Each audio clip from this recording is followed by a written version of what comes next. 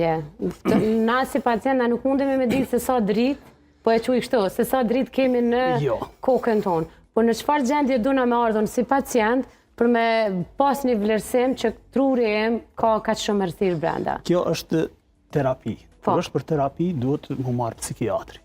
Ne kemi testet klinike, me qenë se nuk kemi laborator për aspektin psiqik. I kemi testet klinike për anktin edhe depresionin. E bëjmë matje në fillim, matjen e bëjmë mas 2 jave, edhe matjet i bëjmë në fund. Më thonë, janë 3 matje të pacientëve, ku në bazë të tyre e shohim edhe evoluimin klinik të pacientit. Kur ta thom evoluimin klinik, kjo e ka një efikasitet mbi 70%.